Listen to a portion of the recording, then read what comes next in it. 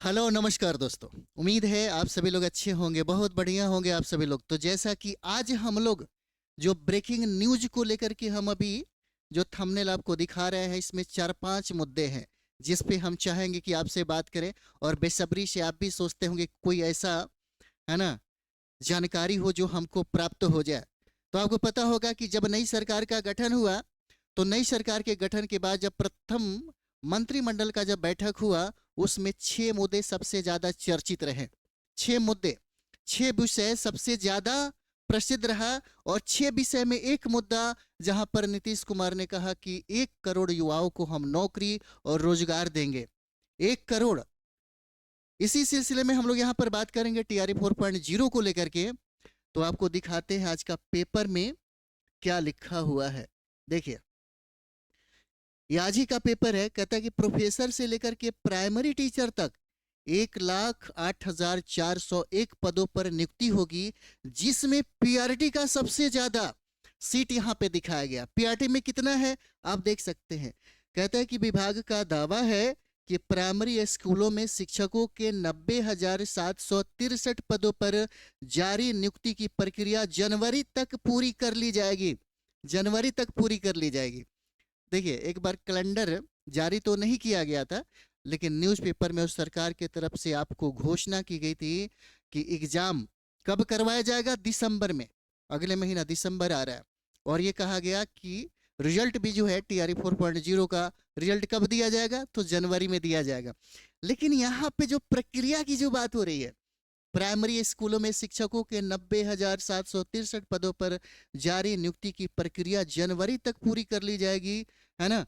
होगा या नहीं होगा ये बात की बात है, लेकिन आपको इस बात को समझना होगा कि टीआरई 4.0 में, है ना, टीआरई 4.0 में एक अच्छा खासा सीट आने वाला है। जैसे में आप देखते होंगे 2-4 रोज पहले एक पेपर में दिया हुआ था, और सरकार ने कहा कि हम अपनी जो बहाली की प्रक्रिया होगी उसमें 1,50,000 सीटों को देने वाले हैं। ये तो तय नहीं किया गया था। जैसे इसके पहले आप देखते होंगे तो चुनाव के पहले ही ये कहा गया कि 1,60,000 सीटों पर 4.0 की बहाली की प्रक्रिया प्रारंभ करवाई जाएगी। लेकिन अब ये कहा जा रहा है कि हम इसको 2 चरणों में डिवाइड करेंगे। एक हो जाएगा 4.0 में, जिसमें आधा जो सीट होगा 4.0 में बहाली किया जाएगा, और आधा सीटें 5.0 में। इसका मतलब ये है कि जो शिक्षा मंत्री जो फिर से शिक्षा मंत्री बन गए हैं, उन्होंने कहा कि 4.0 हमारा लास्ट नहीं है, अंतिम नहीं है, ये प्रक्रिया चलते रहेगा। यानी कि 5.0 की भी नियुक्ति हम करवाएंगे। सबसे पहली बात है। अब कुछ ऐसे भी परीक्षार्थी हैं जिनको लगता है कि बहुत समय हो गया 4.0 की नोटिफिकेशन को लेकर के, और कई ऐसे लोग हैं जिनका एज ही समाप्त हो गया, है ना, एज समाप्त हो गया। तो ये कहा जा रहा है कि हो सकता है कि जब नोटिफिकेशन को जारी किया जाएगा तो उनके लिए 10 वर्ष की छूट भी मिलेगी, ऐसा मतलब सुनने को मिल रहा है ना। और आवाज भी उठाई जा रही है। और सबसे इंपॉर्टेंट बात यह है, आप देखते होंगे, क्योंकि बिहार की महिलाओं को 35% आरक्षण दिया गया था। लेकिन अभी के समय में आप देख सकते हैं कि पीआरटी के पेपर में 1 to 5 के टीचर बनने के लिए, प्राथमिक टीचर बनने के लिए बिहार सरकार ने बिहार सरकार ने उन महिलाओं को 50% आरक्षण देने की बात की है। 50% आरक्षण। और खास करके 1 to 5 के टीचर बनने के लिए बिहार की निवासी जो महिलाएं हैं उनको 50% आरक्षण मिलेगा। ये सबसे अच्छी बात है और सबसे अच्छी पहल भी है ना। और रहा सवाल नोटिफिकेशन का, तो नोटिफिकेशन भी आपको पता ही होगा। नोटिफिकेशन की अगर हम लोग बात कर देते हैं यहाँ पे, तो नोटिफिकेशन देखिएगा, सरकार ये कह रही है कि नोटिफिकेशन जो है हमारा, यह नोटिफिकेशन दिसंबर में हम इसको जारी कर देंगे। क्योंकि सरकार ये कहती है कि बहुत जल्दी प्रक्रिया इसको प्रारंभ किया जाए, और प्रक्रिया प्रारंभ करते ही बहुत ही सही तरीके से, सही ढंग से हम इस शिक्षक बहाली को सुचारू रूप से कंप्लीट करवाएंगे। क्योंकि जो वादा किया गया है उस वादा पे हम खरे उतरना चाहते हैं। और यही वजह भी है कि प्रथम जब मंत्रिमंडल का बैठक हुआ, तब इसमें 6 जो मुद्दे रहे हैं, जो 6 सब्जेक्ट रहे हैं, उस पर सबसे ज्यादा चर्चा चला। जिसमें पहला ही मुद्दा था, है ना, 1 करोड़ युवाओं को रोजगार देना। 1 करोड़ जो युवा है उनको नौकरी देना, ये प्रथम प्राथमिकता है सरकार की, प्रथम प्राथमिकता है सरकार की। अभी आप देखते होंगे अभी ये स्टेट का रिजल्ट आने वाला है दिसंबर के, हो सकता है फर्स्ट वीक तक, है ना, ये स्टेट का जो रिजल्ट होगा, रिजल्ट दे दिया जाएगा।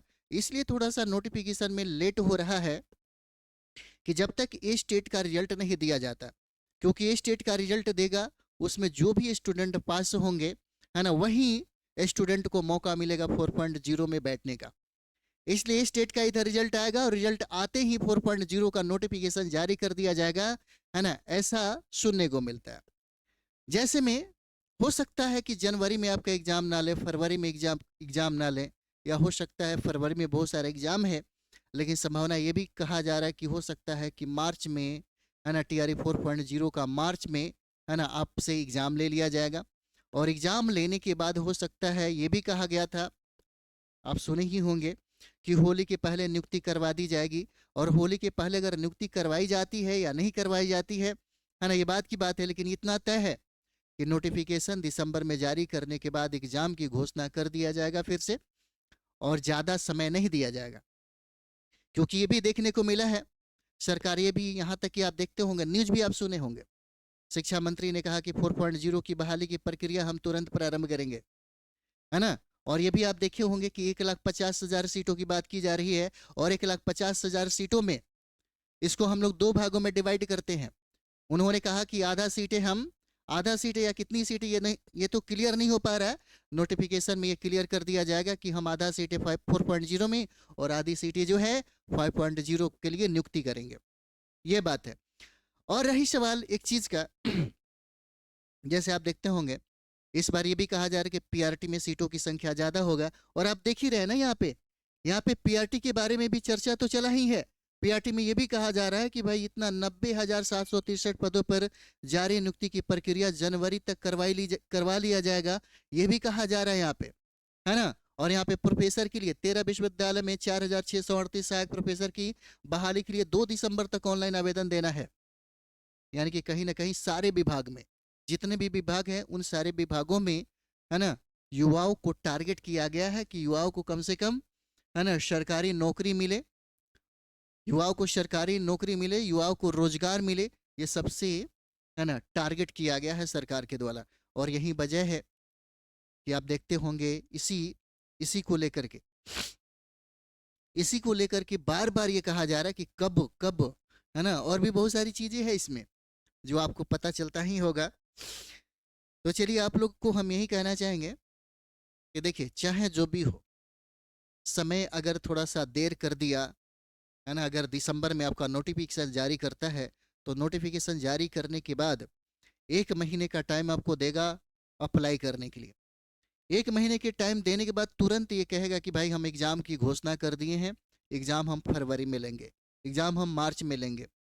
क्योंकि जैसे ही अप्लाई करने का जो समय खत्म होगा, उसके बाद आपके पास बिल्कुल समय नहीं मिलेगा, बिल्कुल समय आपके पास नहीं मिलेगा। और 2-3 बातें जरूर समझ जाइए कि इस बार अप्लाई करने वालों की संख्या सबसे ज़्यादा होगा, चाहे वह बिहार के हो चाहे अदर स्टेट के हो।